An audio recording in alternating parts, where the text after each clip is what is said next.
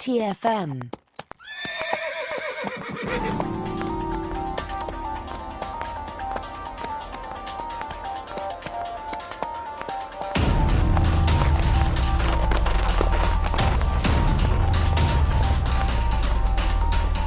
Welcome, everyone, to another episode of Saddle Up, our dedicated Star Trek Strange New Worlds podcast. I'm Christopher Jones, and with me, as he always is my esteemed co-host, Matthew Rushing. And Matthew, I hope I don't bother you.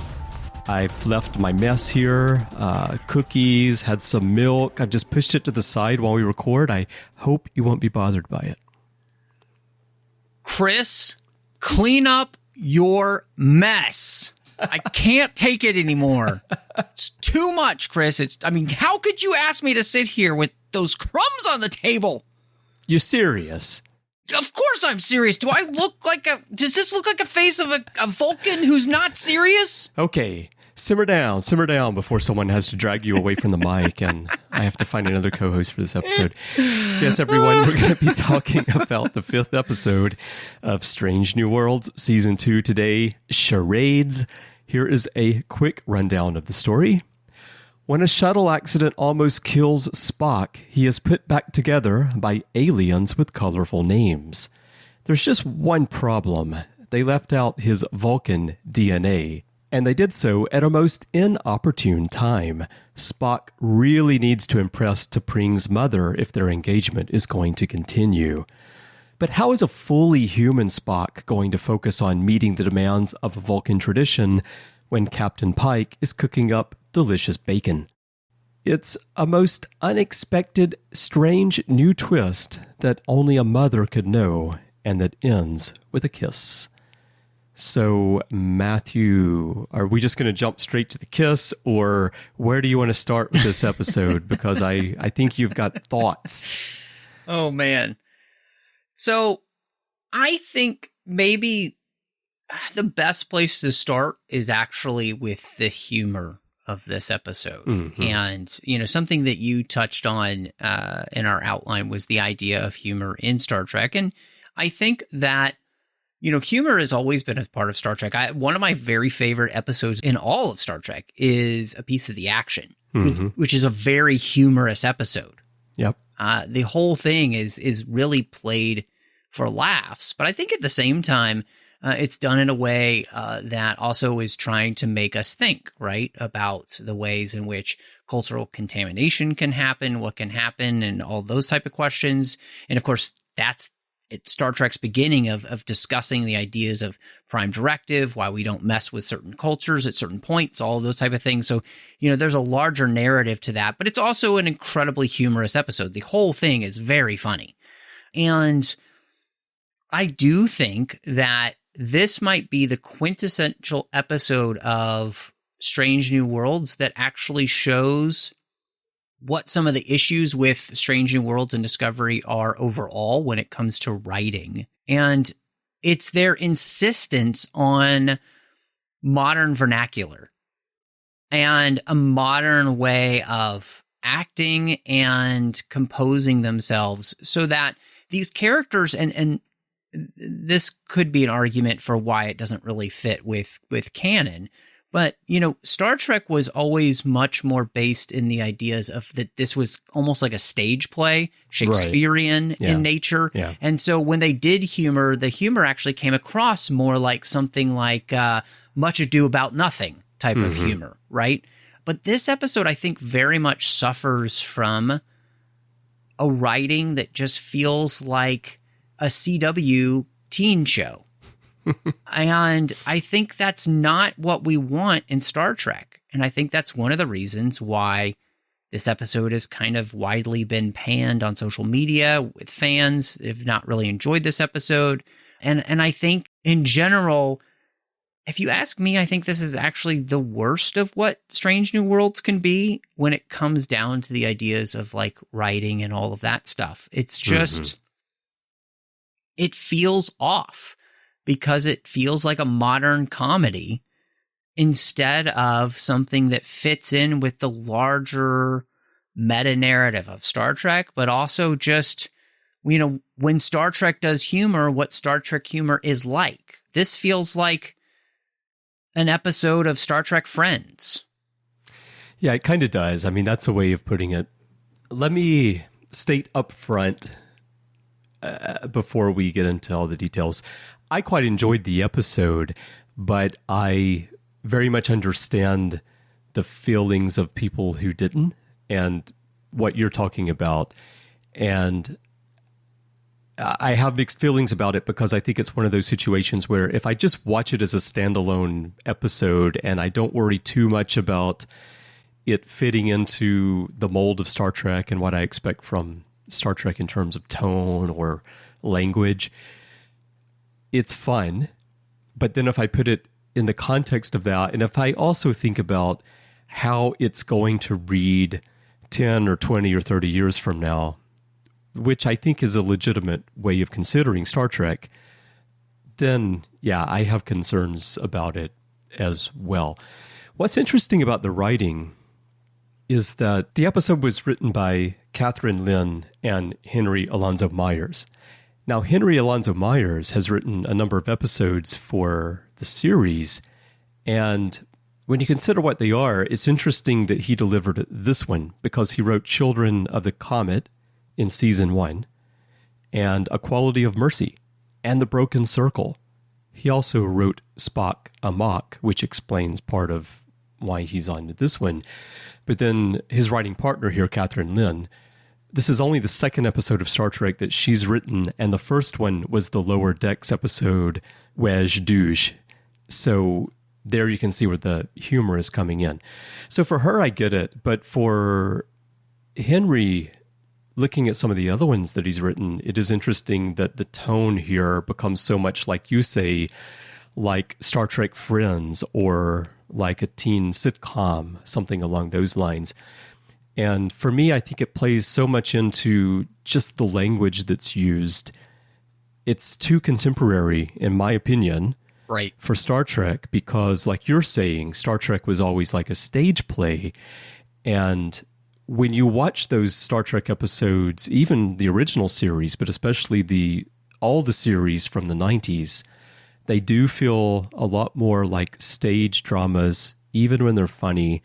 The language feels a lot more like language that is timeless. And so when you watch it later on, it still works just as well as it did before. But what we're getting here, especially, but has been a problem throughout Discovery and Strange New Worlds, is that the writing, they use words and phrases that are so common today, but weren't in the past and likely won't be in the future. And so it really dates the material, and it kind of pulls you out of the Star Trek setting, the science fiction setting. It's interesting because I'm thinking about this episode specifically and something like the Kelvin timeline and the way in which they deal with Spock there. And I'm thinking, there's that moment, of course, in 09 where Spock is in front of the Vulcan Council and them talking about his mother, right? And he rejects their offer and he says, "Live long and prosper." Right. And so he does it in a way that, of course, has all of this dripping sarcasm to it. But it's still done in a way that you could maybe see a younger Spock from, the original series doing that. The Kirk there feels slightly more modern, and yet not so far away that I can't also see us popping in 09 and seeing some relevance to some of that. And it's a close tie in the sense that they're trying to basically do the same thing. They're trying to find a way to bring in new people to Star Trek. And the way they're doing it here is by pandering to people and what they think people of modern tastes want. And I think, that's the line that Terry Matalas and the writers of Star Trek Picard Season 3 were trying to walk, right? Which is to have some of that in there, but at the same time, allow the dialogue also to feel more in line with what it's continuing. Mm-hmm. And you had like a character specifically in that, where you have Captain Shaw, who is like a Paris type of character who is very nostalgic for parts of the past and the vernacular then that he uses. Tom Paris was a character like that, right? On Voyager, and, you know, even like a Trip Tucker, where you're kind of leaning into his Southern roots, so it allows him to use some slightly more modern vernacular as well at times. But overall, these characters, by not allowing them to speak specifically in the way that we do, and that they've kind of gotten past a lot of that, is one of the things I think that showed how the characters in Star Trek and the world that they lived in had progressed beyond this need for us to be hip and cool, right? That was no longer a driving force in our lives, as Picard would say. That there was something bigger and greater to our lives than just trying to be cool and what we look like to others, you know, that humanity had transcended a level. And I think that's one of the ways, and I guess this episode, as we're talking about like the humor and the writing and everything, this is where I can see people and why they might complain that, yeah, I mean, Strange New Worlds is okay. It's better than Discovery maybe, but it's still not actually really tapping into the thing that Star Trek was doing that helped us feel like there was a better future coming. Because this just feels like characters that could have walked out of, like, I don't know, any mall anywhere in America. Are there still malls? Are they open? Well, yes, but okay, you know, but you know what I'm saying. Like, again, it's not pushing us forward and making us think that humanity has a grander future. Yeah, sure. Yeah. It just feels too comfortable with the now. Yeah. Instead of challenging the now, which is what Star Trek has always, I think, tried to do, right? Yeah. Is challenge the now, because we realize that there hopefully is something better. Yeah. I mean, of course, that's what Star Trek is all about. It brings up an interesting point, though, and this might be a good opportunity to combine in the discussion with something we had at the end of our outline, but it fits well now. And that's the question of whether this is the best use of time when you only have 10 episodes, because I hear everything that you're saying, and I agree that that's what Star Trek should be doing. But at the same time, we've had plenty of episodes over the years in Star Trek that were just light and fun and that didn't have a heavy message and weren't trying to push our views of society forward in any real way. And we love those episodes, a lot of them. Unless it's Profit and Lace. Unless it's Profit and Lace, of course. But there are a lot of episodes like that we really have enjoyed. You mentioned A Piece of the Action, and that is a great example of an episode that really is fun, but it does have an important social message behind it. In fact, so much so that Enterprise even did a follow-up to it with the communicator. But we've also had episodes that are just light and fun, and I think that some of my feeling, seeing some of the discourse over the last few days about this episode online, is that some of the complaints I have been seeing feel a bit weird to me, because they're not so much about what you and I are talking about in terms of, like, the language is too contemporary and so it doesn't feel like it's in the Star Trek mold. It's just more about making Spock look silly or something along those lines. But I don't think that's something that's new to Star Trek. I think the difference is that when we had 26 episodes per season, or 24 or 22 later on, we could have an episode like this and we could enjoy it, and it could even become a classic, and everyone was fine with it. But now we only get 10 episodes, and there are all these story threads that are running through the light syndication of Strange New Worlds, and people have become accustomed to these 10-episode seasons of some story that's just driving you from start to finish. Thankfully, Strange New Worlds isn't quite doing that in the way that Picard and Discovery did, but it feels like that's become the expectation. And so if you give somebody a fun, light episode like this, people get up in arms about, gosh, Why are they doing humor in Star Trek? Why are they being silly? Just doesn't... Why are they wasting time on this? And I just don't think we would have felt that way in the past. And so it's an interesting shift in the fandom as I look out at it to see people reacting that way, because I don't think that would have been the reaction in the past. I think it's an interesting question, and I think that there is some truth to what you say. I think that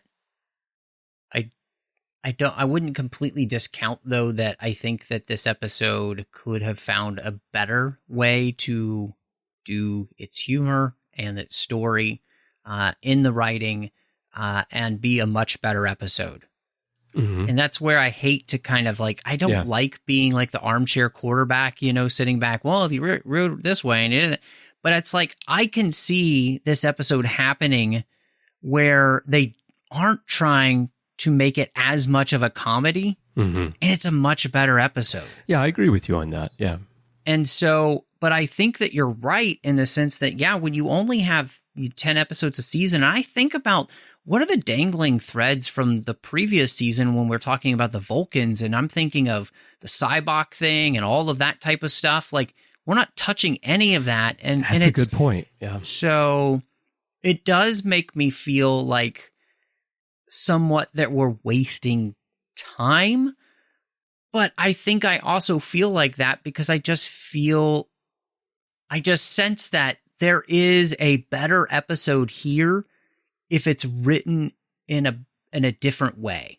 And I wouldn't feel that as much because, yes, we would be continuing stories for the characters, which is really important, which is what this whole episode is really trying to get at, which is driving at Spock's growth and the growth of Chapel and their relationship. And of course, with Spock and T'Pring and Vulcans and humans and all of these type of things. This is what I'd say.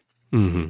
I think what happens is that the humor is actually undercutting all the very serious questions that are being asked in this episode. Mm-hmm. And that has happened in many things these days. I would specifically call out many Marvel movies, like, Marvel's movie Thor Ragnarok or Thor Love and Thunder or any of these type of films where the humor is so high, but the thematic elements are so like intense and actually, really important that the humor undercuts what you're trying to do thematically for the characters because it doesn't allow you to actually deal with the ramifications. Like, what would this be like for Ethan Peck's Spock to go through this in a way that isn't just about him making fun of the fact that, oh, now apparently he has hormones and like he acts like a, maybe 10-year-old boy instead of being however old he's supposed to be in the series, as if he's never dealt with emotions before this ever. It's like the whole, it's, come on. Okay. To that point, and I've thought about this a bit, I do think the way he plays that makes sense. If you've been around kids, if you've been around teenagers who are trying to come to terms with the changes in hormones and changes in emotions and how volatile that is and not knowing how to deal with it and really overreacting in situations and being confused in others. It's true, and it's mentioned in the episode, that Vulcans have emotions that are actually stronger than those of humans, but they choose to suppress them.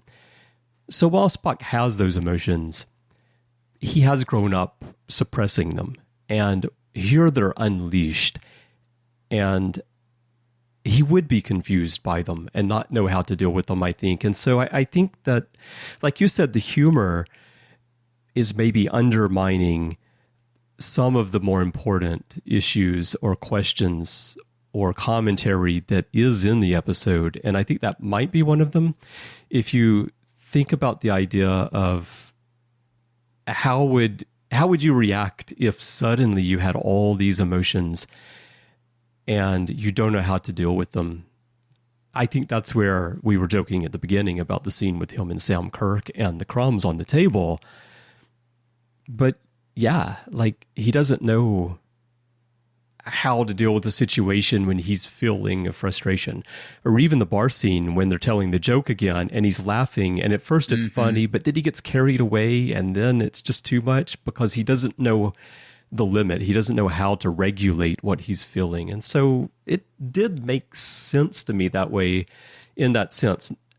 I don't think it was the greatest presentation or the greatest writing, but it does make sense to me, especially as someone who's spent recent years around teenagers who were at that pivotal moment of finding their identity and learning how to deal with emotions in a way an adult would. Yeah. No, I understand. I mean, I've been working with teenagers for a majority of my life. Yeah. I think that's something maybe listeners actually aren't aware about the work you've been doing, but yeah. Yeah. And young adults. And so I have a lot of experience in this area. And yes, obviously teenagers specifically can have moments of ridiculous outbursts and those type of things. But on a whole, a majority of the teens I work with don't act like this. And sure. I think that the thing that I'm struggling with in the episode and the portrayal, especially of Spock, is that Spock has been through puberty, and he's also been able to witness and digest how humans around him interact for quite a long time. He was at the Academy. He's been on the Enterprise now. That's a good point. It's not as though he hasn't been able to understand and just watch how humans interact. He just hasn't necessarily been able to completely understand it because of the suppression. Yeah. But I don't think that means that he's going to be acting like a 13-year-old boy. I think that's the issue, that it feels very strange to, again, that moment with La'an where you get the feeling like all of a sudden he's kind of sexually attracted to her because he's noticing her in that way. And then it's awkward. It's like, Spock's not 13. Even if he just became like fully human, he's also an adult person. So he shouldn't be reacting in this way, I don't think. And again, I feel like there's a way to add some humor to this. Well, but just case in point, the scene where they're like, Vulcans talk like this. Right, and it's like, everybody comes off as stupid in that scene. Well, what that reminded me of is it felt like the scene in Ted Lasso when Keeley imitates Roy Kent. So, I'm Roy Kent. I'm so serious.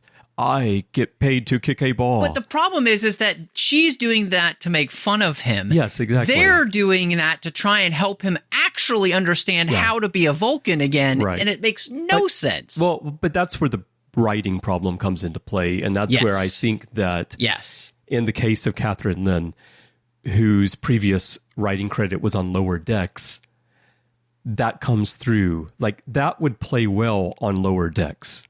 Absolutely. But it doesn't play well in the more serious setting of Strange New Worlds. So it feels more like sitcom writing.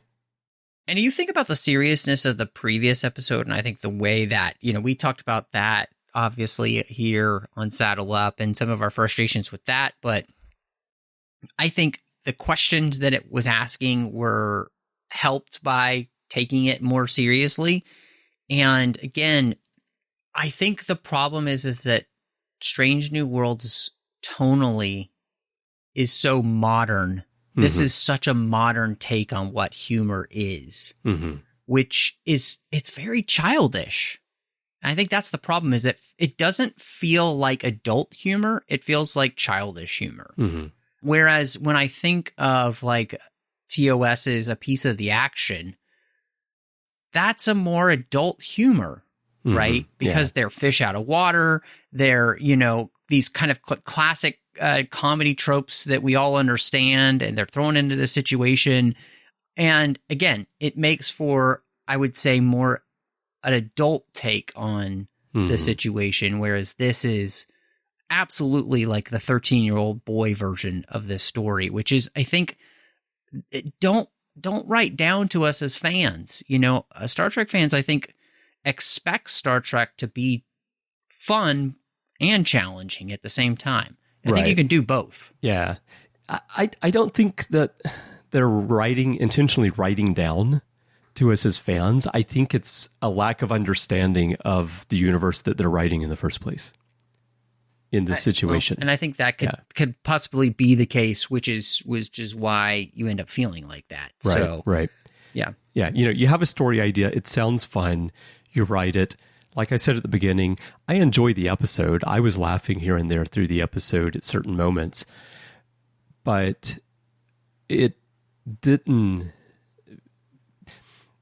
Let's just take you and I do the Orb together. We do DS9 together, and we've often talked about how DS9 is the funniest of all the live action series without even trying to be.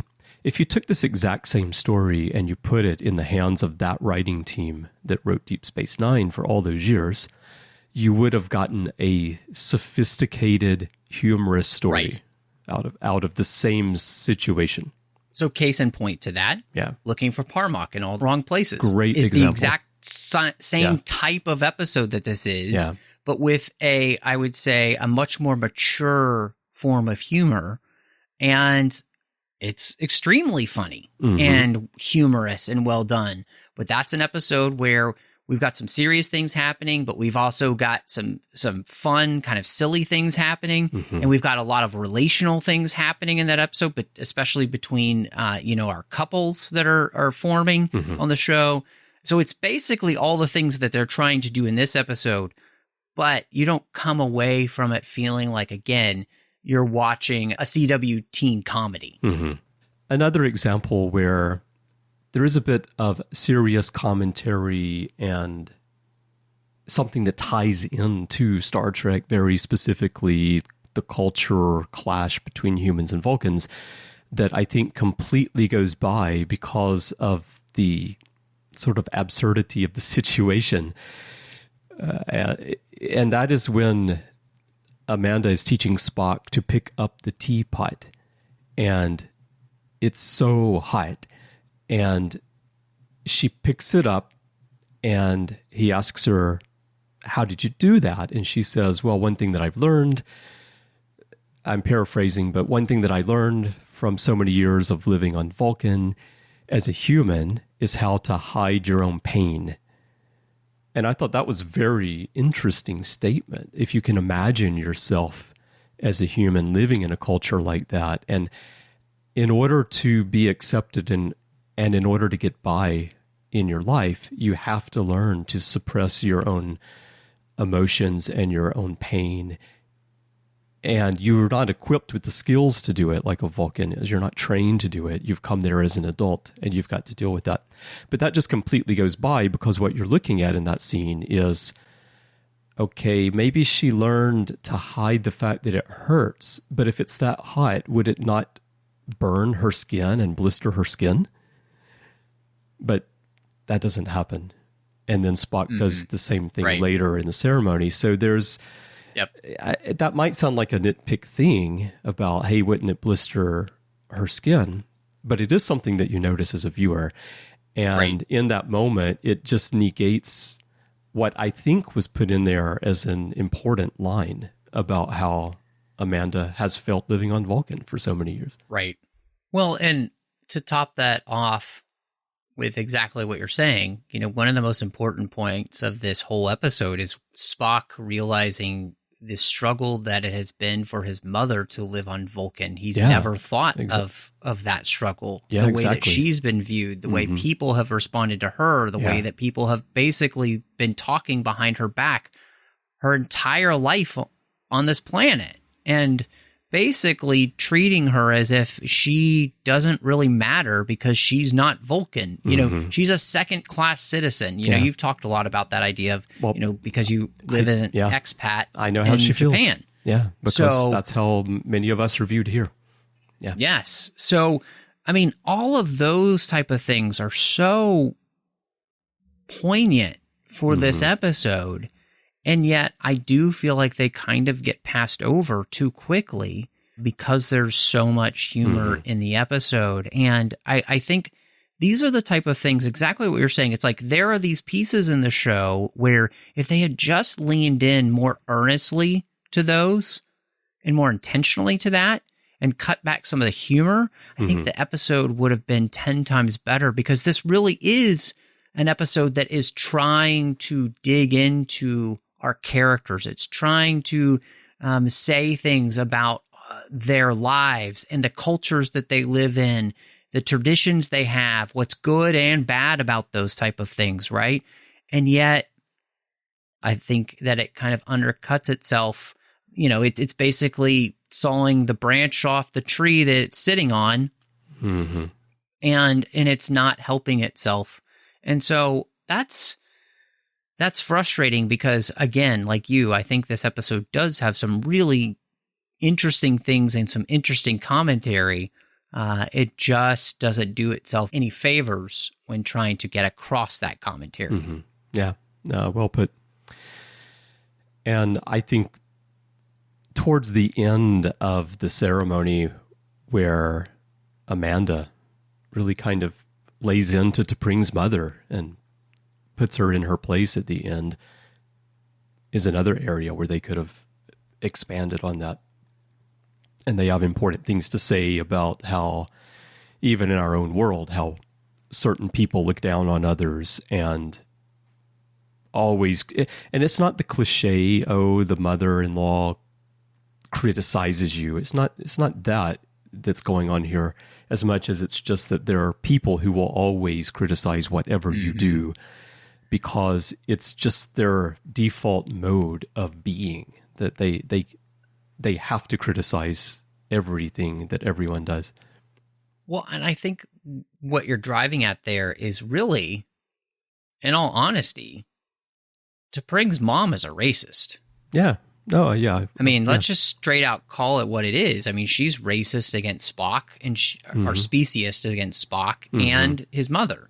Yeah. Because they're not quote unquote pure blood Vulcans. You know, she's no better than the followers of Voldemort and Harry Potter, who, you know, don't see muggles as or muggles and or, you know, quote unquote mixed blood wizards as being good enough. I mean, that type of attitude that her mother has is the same type of, you know, attitude that has led to the worst atrocities we've seen in the 20th century and the 21st century and before that. So, I mean, I think, again, we could really be digging into some big, important things here. We just don't, and I think that's frustrating. And I also am disappointed in that because, you know, we've been playing with this idea of Spock and Chapel. And, of course, now we have them sitting in a tree, K-I-S-S-I-N-G. Yep. And that's obviously a huge moment, right? We're building towards, you know, Christine coming to the realization and letting herself say it out loud, basically, I'm in love with Spock, and then basically having Spock say the same thing back to her about the feelings that he has, and then consummating those feelings with a kiss. I mean, that's a big deal, and I almost feel as though it doesn't feel quite as earned here because things have just been so, I don't know, goofy. Yeah, I think it's hard to earn something like this with so few episodes because they just don't have enough time to build the character relationships properly. But if I do think back to all the moments between Chapel and Spock, particularly, they're mostly from Chapel's side, right? And a lot of it's just Jess Bush doing it with her face in scenes and how expressing how she feels. I think there's enough there for me to feel like, from her side certainly, that things did build up to this moment and that it's earned as well as it's going to be in these really short seasons. From Spock's side, it felt a bit sudden for him to say, I want to feel this, and to give in. They did show in the previously on the situation from the season before where they kiss to pretend like, you know, there's nothing with T'Pring. But Yeah. What I mostly thought about in this scene is what we talked about, I think, on the previous episode of Saddle Up.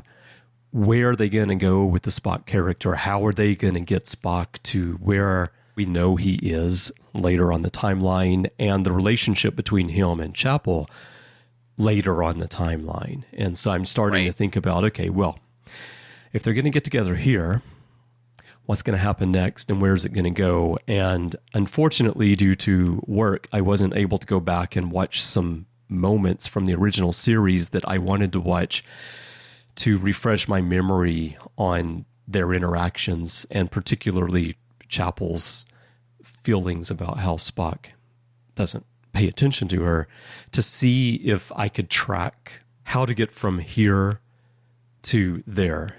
And just going off memory, I feel like this can still work for me in terms of them having had a relationship and it doesn't work out and they still have to serve together on the ship. And there's this sort of coldness or disregard there on Spock's side, especially as he eventually becomes more and more logical again. I think it can still work for me, but I was a little bit surprised that they went there at the end of this episode. Right. And because we're dealing with 10 episode seasons, this is only the 15th episode of the show, and we're already here. It felt fast. Yeah. Mm-hmm.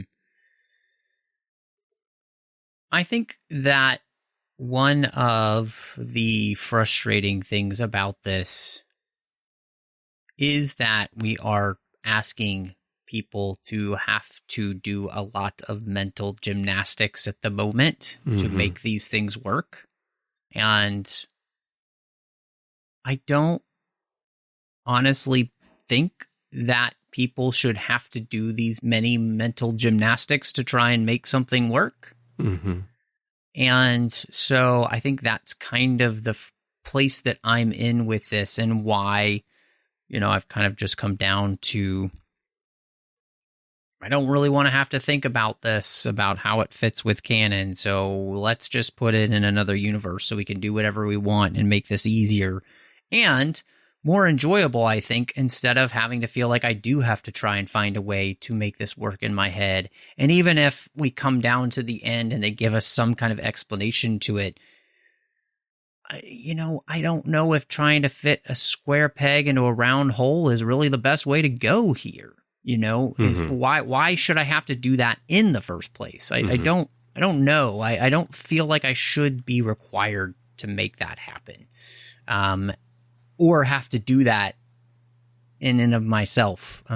So, well, I mean, that's something that I think you hear from a lot of fans who are trying to put these pieces together, trying to make the square pegs fit into the round hole and vice versa. And my feeling is that it's up to each individual if they're required to do that, right? I don't think the writers are requiring us to do that. So it's up to each viewer, each fan, what is your threshold for this stuff, and can you let it go or not? And like you're saying, from your point of view, just don't worry about it and watch the shows. And if it doesn't all fit together and lead us directly up into TOS, then it's okay. We're just watching these stories. And that's how I feel at this point as well. I'm going to go with the writers with this is the prime timeline, and they're leading us up to TOS, but they're clearly doing things that are different, but it's okay with me. So I bring that up again, not to extend our timeline debate too much.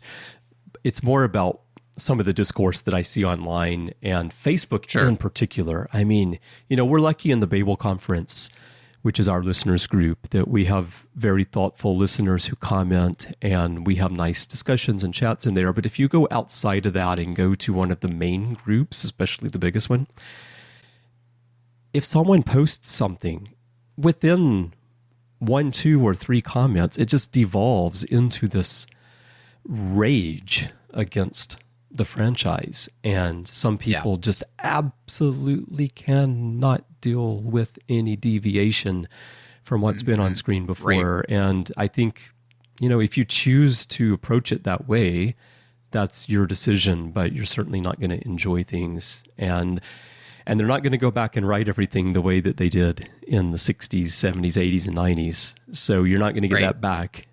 I mean, you still have it. It's there. You can watch it. It's not going anywhere.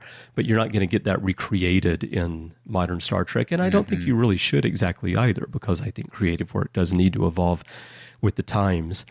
But I do think, as we've talked about today, this particular episode maybe evolved too much and slid outside of the guardrails of what feels like Star Trek, even to those who have a lot of flexibility in how they view things. Mm-hmm. I think obviously, you are, I don't think it's off to say that of the both of us, of course, you're slightly more forgiving of these things. And, but I think, the fact that even you find yourself in a place where, okay, this seems to really be pushing boundaries for no other reason than pushing boundaries kind of frustration. Maybe, we do need to take note of that and maybe, simmer down a little bit.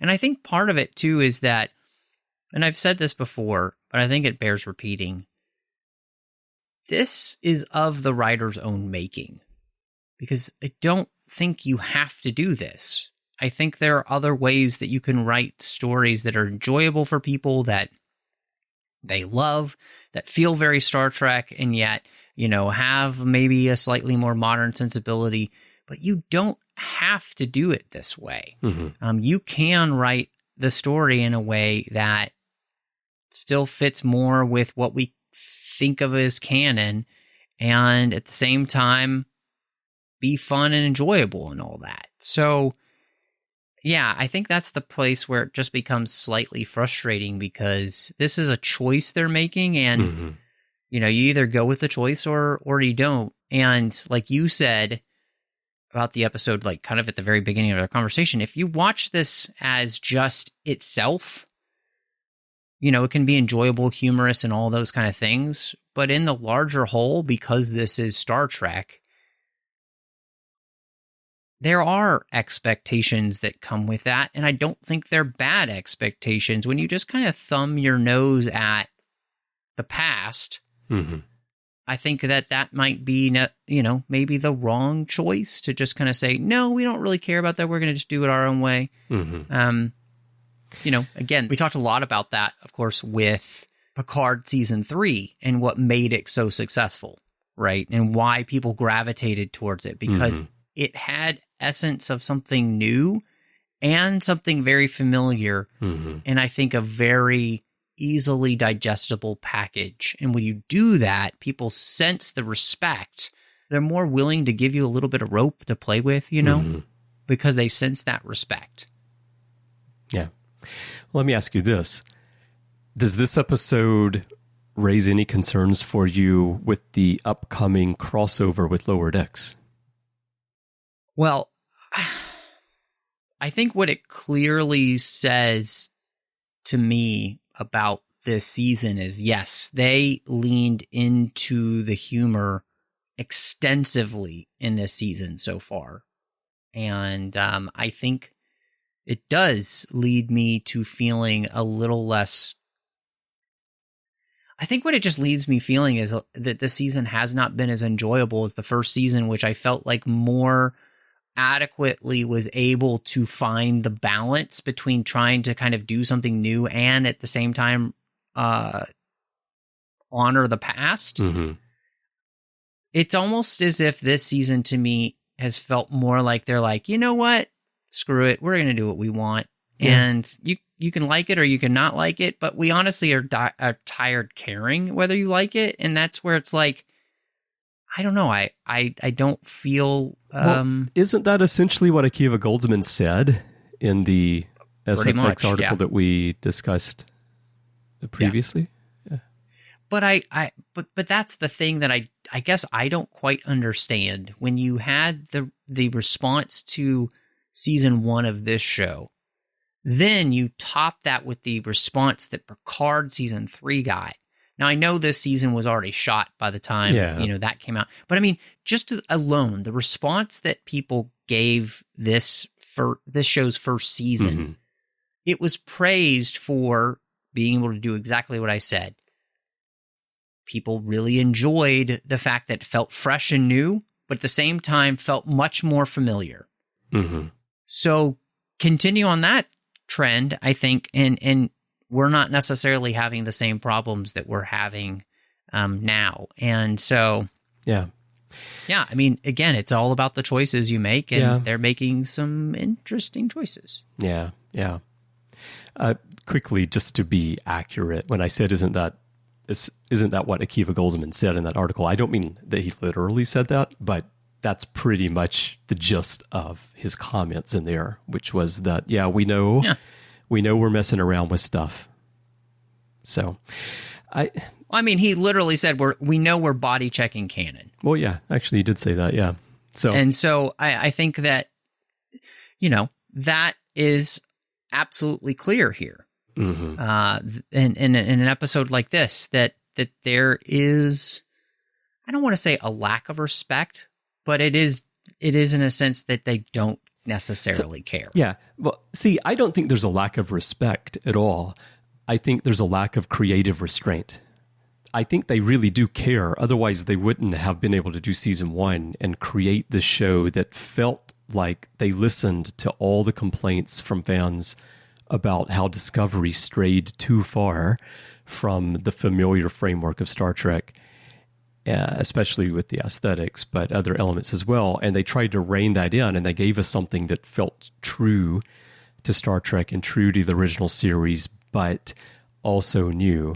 So I don't think there's a lack of respect. I just think that maybe they feel emboldened creatively to have this wider playground. And I think one of the marks of great creatives is knowing when to have restraint, when not to do that thing that you think is clever or great. It's like editing. My primary job, I'm a writer. My primary job, one of my primary jobs is editing. And part of the art of editing is to take things away, not to add things, and to trim things down and to remove a line that maybe sounds great to the writer, but doesn't add anything to the story and might even take the reader out of the story. Well, and can I submit to you that I think Trek has examples of this. I think Star Wars has examples of this, right? I think you truly have to understand what makes something work before you can begin to bend the rules of it and or come close to breaking them without actually breaking them. I think that, again, this is a place where maybe they don't truly understand the rules of Star Trek in a way that allows them then to be able to bend and make those more malleable. And I think you have examples of where that's really worked well. Again, I think of all modern Star Trek that we've gotten in this time period with, Paramount Plus era, or CBS All Access, which it was before. The only one that is the best example of that is Picard season 3. Everything else in some ways has had, I think, it's been kind of a mixed bag, and or kind of an absolute disappointment, I think. And so maybe that means that, we need to go back to asking people to write Star Trek who truly understand the core of it, so that then they can expand on that core, which is what made the writers on like Deep Space Nine so revolutionary, right? Or I've been watching, Enterprise season 4, and the way in which Manny Koto, who God rest his soul, just passed away. Yeah. I mean, I just, what a terrible loss. But his understanding of Star Trek, even Brandon Braga said, when Manny came in, it just became a completely different show because of his intense knowledge and love for Star Trek.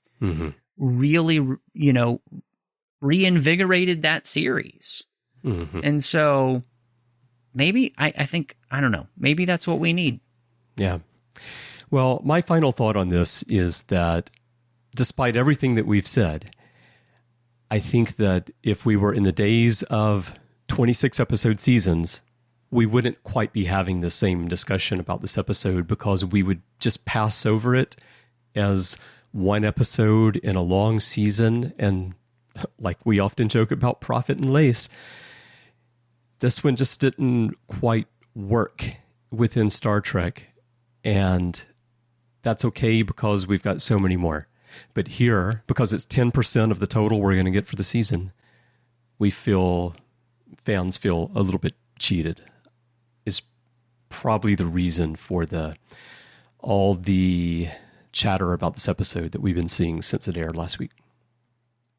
No, I mean, I couldn't agree with you more. I think, in the end, I'm going to rate this episode probably 2 out of 5 hot teapots because it just, I think it really fails to tell the story adequately that it's trying to tell, which is this very emotional story about somebody discovering emotion in a way for kind of the first time.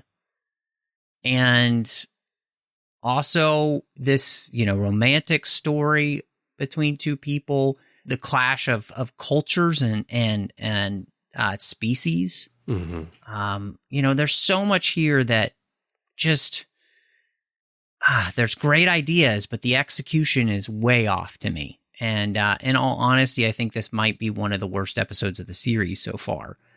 Just because I think it fails at what it's trying to do. And to me, that makes for a bad episode. So, Well, my rating, I guess I'll give this one 4 pieces of bacon that have cooled off too long. Nothing worse than slimy cold bacon. Yeah. All right, everyone. We would love to hear your thoughts on charades. There are many ways for you to share those with us. Perhaps the best way is to go to the Babel Conference on Facebook, which I mentioned earlier in the discussion. That's our listeners group. It's there to extend the conversations beyond the podcasts, and it is a closed group. So if you're joining for the first time, please do answer the questions and agree to the rules of the forum so that I can let you in. You'll find a post for this episode of Saddle Up there on the timeline, and you can share your comments with Matthew and me and fellow listeners right there.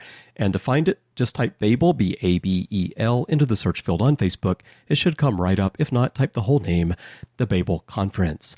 You can also send us email. Go to our website, trek.fm/contact. Use the form you find there. Choose to send to a show and choose Saddle Up, and your message will mosey its way right on over to Matthew and me. And of course, you can find us everywhere in social media. Our username is TrekFM. Now, Matthew, when you're not taking pot lifting lessons from Amanda, where can people find you? Well, you could find me all over social media. Matt Rushing02 is the moniker you'll want to look for. Twitter, Instagram, Letterboxd, and Vera are the places I'm most active, so I'd love to interact with you on any of those platforms. Of course, you can find me here on the network outside of Star Trek Talk on the 602 Club, as we're talking about all of the fandoms we love. So many great big movies have been coming out this year, so many things happening, so please check that out. You can also find me here doing literary treks about the books and the comics of Star Trek. Chris, of course, we've talked extensively about you and I doing The Orb, where we're doing a 30th anniversary rewatch of Star Trek Deep Space Nine. We also mentioned Warp 5, where we're talking about the 20th anniversary rewatch of Enterprise. And of course, we've got Artificial Tango, which we also talked a lot about extensively with right. Star Trek Picard Season 3 as well as 2. And we'll have more stuff coming on Star Trek Picard soon. So check that out. You can also find me over on the Nerd Party Network with 2 shows. One's called Owl Post with Drea Kaufman, talking about every single chapter of the Harry Potter series, as well as Aggressive Negotiations with John Mills, as we're talking about Star Wars each and every week. But Chris, when you are not trying to figure out just how to tell Nurse Chapel that it just might be love, where can people find you? Yeah, I'll get Spock to give me some tips on that. He seems to Good luck with that. have Good luck. it down. Yeah. Now you can find me, as you mentioned, elsewhere on the network, doing all of those shows that you and I do together. You can find me in the back catalog on many shows, many episodes. Larry Nemechek and I do the Ready Room from time to time as well. So there's plenty of my thoughts on Star Trek for you to listen to if you're interested. You can also find me in social media. My username everywhere is C Bryan Jones, letter C, and Bryan with a Y, and I'd love to chat with you there. And also, if you'd like to help us keep all these shows going, everything we're doing on the network, we could definitely use your help. To find out how to support the network, please visit patreon.com/trekfm. That's patreon.com/trekfm. I'd like to send a huge thank you to everyone who's supporting us now. We truly would not be here without your help, so thank you very much. Well, Matthew, I'm looking forward to next week. I think maybe Sofia Coppola is writing Strange New Worlds? Well, Chris, hold on to your saddles.